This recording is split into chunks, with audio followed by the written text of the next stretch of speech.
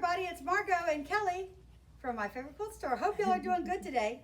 We are here to talk about the Riverside Knoll and doing the applique with steam seam and doing Fusible Applique.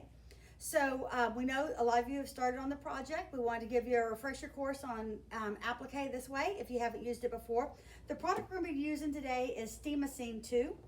And I've cut off a piece of Steam Seam 2. And I started drawing some of my pieces on here. And how you use Steam Seam 2 is that when the correct side to write on is the side that the Steam Seam is going to stick to, which is the side that has the dotted lines on it. So you want to make sure that you're writing on the dotted line side. So what I'm going to do first when I have my pattern is I do it a little bit differently. So here's my pattern that I've got that we're using today, the flower applique. So the first thing I do is I write front on it because this is the front side, and then I write back on this side because I'm going to, for Steam Seam, you have to trace the mirror image of the pieces. So what I do is I take the pattern, put it on a light box, and trace completely through it using my Sharpie. So you can see we've already done this, but you put it in a light box and you just trace around your pattern on the back side, and you know that this is the back. So this is the side that you're going to need to do your Steam Seam from. So the one thing that I find that's always hard when you have this many pieces, because we've got quite a number of pieces, is that I number them. So I did the 4 leaves, 1, 2, 3, 4. I know the stem is the only one we have, so we don't really have to worry with it too much. The 2 leaves you need a mirror image of, this one and this one. And then the flower, I called it A. This one right here, A. And so I did 1A, 2A, and 3A. And then these are small, so I did 1, 2, and 3. So I would know what placement they were when I got ready to put them back on here, and know how to place them on the pattern. So the first thing I do then, to the back side, I'm working from the back side now because I've got Steam Seam that I'm working with. I take the side I'm going to write on, which is the side with the little dotted marks, and you can actually trace these as close as you would like, or as close as you can. Could you say that on again? the on the Steam Seam. So sorry about that, guys. My watch went off just now. Wanted to talk. As long as she doesn't call 911. So I take a gosh. Sharpie and I go very carefully around on the Steam Seam to mark all of the pieces on here. So and then you have to move over to do your next piece, which is this one, and I'm going to mark this one as 1B. And then I'm going to do the next piece. So you just go around the whole applique. And this was for pieces. the back side, correct? This is from the back side, showing you how to, that's 1C. And I'm going to do 1. Then I'm going to do 2. And then I'm going to do number 3. So now I have all of this on here. I've got my numbers on there. So the next thing I need to find are my paper scissors, which, gosh, are all the way over there. I'll go get them. Okay, sorry, we left them on the other side. So I'm going to use my paper scissors to cut generously around this. And this is what you're going to want to do first, is I've got all my fabrics still labeled from the way Mary Jean told you to label your fabrics so that you know what they are. So I've got all my fabrics up here labeled. So what I'm going to do is I'm not going to spend a lot of time exactly cutting this out. I want to give myself some room around each one of these, because what's going to happen is when you're going to want your extra Steam Seam put onto your fabric, because it's going to make your edges more secure. So at this point in time, you don't want to cut them out. So I use a pair of paper scissors, and these don't say paper on the side, but they should. So what I do is I mark some of my scissors with paper scissors so that I know exactly what the paper scissors are. So what I would do first is cut out like my first leaf section so I could make sure I'm placing it on the right fabric. So I actually have a second copy of my pattern, and it tells you all of the numbers of the fabrics that you need to put this onto. On Steam a Seam, we're going to be putting them to the back of the fabric. So what I would do is take my fabric, because the front side is going to be your leaf. Now, when you do this, it's got two pieces here. You want to make sure this side has no sticky on it and this side has the sticky on it. So what we're going to do is we're going to place it down on the back of our fabric, and we got a couple more pieces to place. Let's do two pieces for right now so we can see how we're going to do this. You're going to actually cut out all of them eventually and place them all and then iron them down. Again, remove the back from this and then place it down on your fabric. And you can place it, you know, if there's a motif that you want in there. Now again, we're working from the back of the fabric. There's the front of the fabric. We're on the back of the fabric with our reversed applique. So if you forget to take the back off and you just put it down on here and iron it, it's going to be completely stuck together, because I made the mistake. I was really upset with myself because I made the mistake. And when you pull it off, the fusible is going to be on the wrong side of the piece, so you're not going to be able to use it. So you have to I had to remake this piece the last time because I, you know, accidentally didn't pull the backing off. I set it down here like this and didn't think about it, and then then cut all this off and ironed it, and it didn't work. So there is a little iron picture right here. Right. So we know that that's the ironing side too, just in case. Yes. So I've got a couple pieces placed on here, and I'll tell you, first off, is that you want to make sure that it's completely covered. So you can actually pick these up and replace them anytime you want to until you iron them down.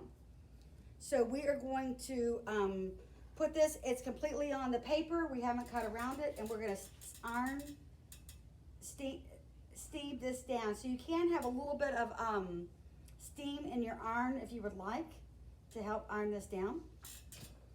And then the next thing we're going to do is cut around these pieces. I've got my Karen K. Buckley scissors that have the nice edge, serrated edge that helps cut the applique very, very nicely. So then what you do is once you get that on there, you cut around all of your applique pieces right on the line so that you have them all nicely cut out exactly on the line.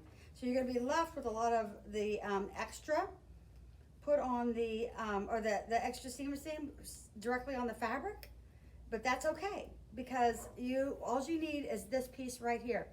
The great thing about Steam a Seam is that once you take this back off, if you place it wrong, you can always pick it up and move it. It's always movable until you iron it down. So that is the one nice thing about this applique. So today we're just going to take you through fusing of the applique. We're not going to go into the sewing yet. We're just going to do the fusing of the applique because you can sew it at any point in time. So now I've got all my applique pieces cut.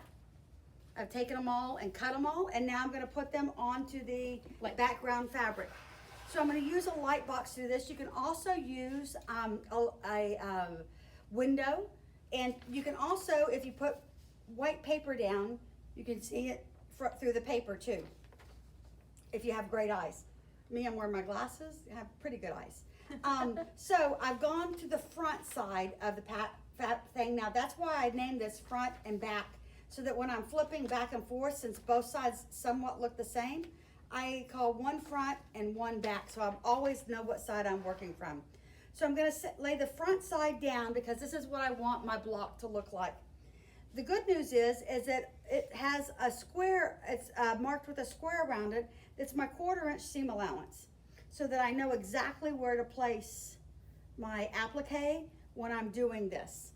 So one of the things, the first piece we're going to put down, because it goes the furthest down on our motif here, is we're going to do the black stem. So this stem actually fits into the piece below it. So when we're removing the paper, we're going to start at the top of our, gosh, my fingernails aren't very good at this. We're gonna start at the top of the removing of the paper for the backing. So here we're removing the paper off the backing of the I steam got a machine. good hack. You do? Yes. All right, what's your hack? Hold on. Oh, well, with Okay. this. So I know, you can get the next one. So I'm gonna pull this down. So my steam is on this side of the fabric, and this is what I'm going to remove. But since I'm going to iron this down, and I don't want it to iron down completely because I'm gonna put it into another block, I don't want to take all of my paper off the back of this one at this point in time. So I'm gonna leave a pretty generous edge on here so that I can come back, and this won't iron to anything right now, and I can iron it to the down to where I need it to be when I'm ready. So I'm gonna take this and stick it on. And this will stick pretty well without the iron first. It does stick very well without the iron first.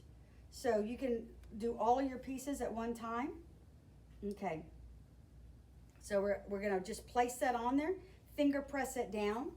So then you can get the leaf done. You're gonna take a pin and put it in there and and get a little puncture. get a little on it, puncture on it. so it tears off pretty easy, and that won't mess with the fabric either. Nope. And if you have nice sharp fingernails, it works too. So yours goes on that side right there. Oh, There's yours for that side. This one goes on the other side. So I know which order these go into, and so we can lay them straight down on the back of the quilt. So you want to start with the thing furthest in the background first. So next we are going to do the big leaves. So those are those two. While you get that ready, Okay. I'm going to so this is the center of the flower. And so what we're going to do is we're going to start with the part that's the background of the flower first. And we're going to take our next piece and layer it on top of this. Before we take the background off, I'm going to layer my other pieces on top. So this is the second piece, number 2, that goes down a little further on it. this kind of applique doesn't seem to scare me as bad. Okay, good. Good. All right, so far so good. Okay, so this is going to go down the center of the block. And we're got that finger pressed on. And now we need the other little piece that kind of goes in the middle. And I am just going to place that right in the middle. And you can see from the way that it sits what you're doing and getting it all on top of one another. So this is, and I'll bring it over here so that we can see it closer there. So now we're going to remove the back of this.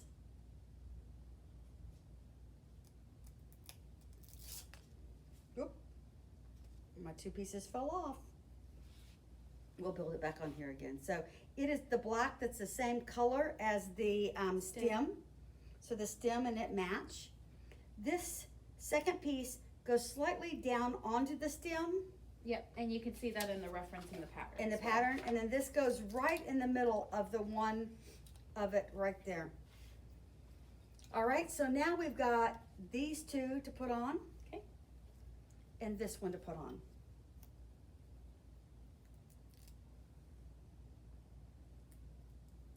Teamwork makes the Okay. dream work. So what I wanted to say is that we're putting these all on right now, and we're going to iron it down, and then we are going to leave it in this state until we're going to iron it down, and then we're going to leave it in this state until we get our other blocks made, so that we can iron this into place before we actually stitch around it. Because if you stitch around this last, then it'll look continuous into your other block. So you wouldn't want to really start stitching this until you had your other block adhered to it. So here, I'm gonna bring this over to the iron right now. What you wanna do is just set your iron down on top of it. You don't want to iron back and forth because that is gonna distort or move possibly your pieces a little bit. So we're just pressing it down and holding it for a few minutes in place. so that we are putting our pieces directly in the place that we would like them. And so, let's hope this has been hot enough. I see a spot that's not. The ironing board has a little bit of flux to it in a couple of places. Maybe more of a thicker ironing board cover, it seems. Maybe we'll make one of those for Maybe next we'll video. make one of those. Exactly. So here the block is complete. So now we've got all of our pieces on the block and we're ready to move to the next block. And we can get ready to sew these blocks into our other, into our quilt. So what we can do right now is if we want to, you can sew around this. I like to wait until I have some other things around it so I don't get any distortion in the block, so that I can, you know, put it right in. Some people like to stabilize the block with a tearaway stabilizer on the back, sew around it, and then put it into the block, trim it up and square it up and then put it into the block. So you're gonna have to decide what your method is that you want to use with this, but it is perfectly fine to sew it in at this point and then come back and do the applique second. So right now, this is ready to be sewn around, but I would get all the blocks ready and then we'll top stitch around all of them at the same time. So anyway, hope you found this informative, and we hope that you are enjoying the Riverside Knoll Sew Along. I know. We're having a lot of fun with it here. We are. Thanks so much, and y'all have a great day. Bye.